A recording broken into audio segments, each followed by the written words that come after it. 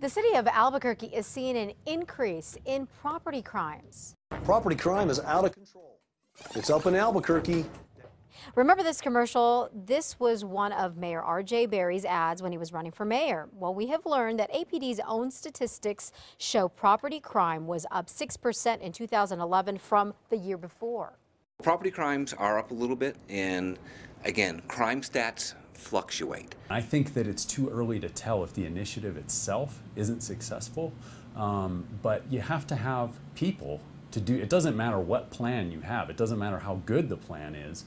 If you don't have the boots on the ground to make that plan work, it's not going to work.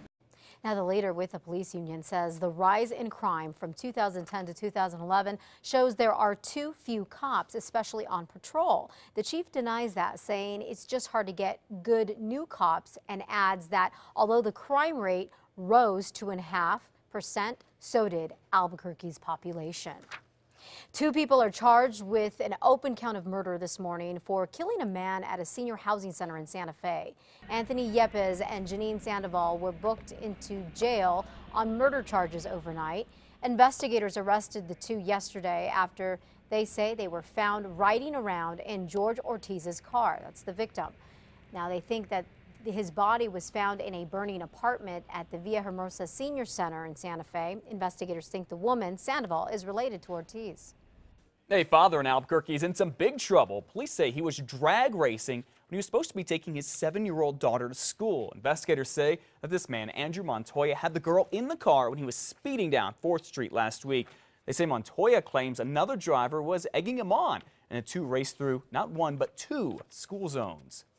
The boy who got tased by a state motor transportation police officer at a career fair at a school in Tularosa earlier this year is now suing the Department of Public Safety. The Albuquerque Journal says that boy, who's just 10 years old, made a joke about Officer Christopher Webb. Then he tased the boy in the chest. Officer Webb says the taser went off on accident. Elizabeth. New polls out by the Albuquerque Journal show there are clear frontrunners this morning in the races for New Mexico's 3 congressional seats. The polls show Democrat Michelle Lujan Grisham is 15 points ahead of Republican Janice Arnold Jones for District 1. In southern New Mexico, Republican Congressman Steve Pierce is 18% ahead of his Democratic opponent, Evelyn Earhart. Now, in northern New Mexico, Democratic Congressman Ben Ray Lujan is 18 points ahead of Republican Jefferson Byrd. Meanwhile, early voters continue to outpace last year's numbers at the polls in Bernalillo County. The county clerk expects to see nearly 135,000 early voters by Saturday.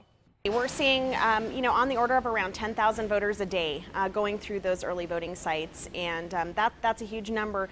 However, they're being moved through the process really quickly. People are having, a pretty smooth experience. Early voting ends this Saturday. Friday, by the way, is the last day to request an absentee ballot. Election day is now just 7 days away. And hey, here's an idea. After you cast your vote, why not get vaccinated for the flu shot at the same time? If you live in Carlsbad, you can do just that. This is called Vote and Vax, and people are doing it not just here, but all across the country. The Carlsbad Current Argus says that you can get free flu shots at 3 different polling places there on Election Day. If you don't want to, you don't actually have to vote to get the vaccine.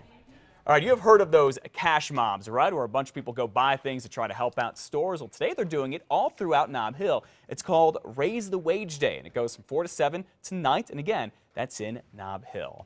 I love this story. One baby here in New Mexico is going to have quite the story to tell when he grows up. Oh, yes. That's because he was born on the way to the hospital in Grandma's car. Yes, he was born in a car. Erica Fernando from the Laguna Reservation started having contractions early Monday morning. So she and her mother rushed to the hospital in Albuquerque. The baby was in a rush as well, apparently.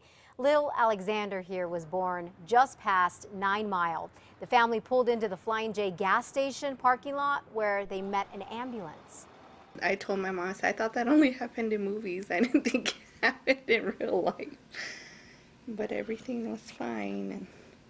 Oh, look how cute he is. Both baby and mom are doing just fine, as you can see. Yeah, glad there's a happy ending to that story. Just imagine telling that years and years later. Where were you born? Flying J truck stop. Yeah, right? Okay.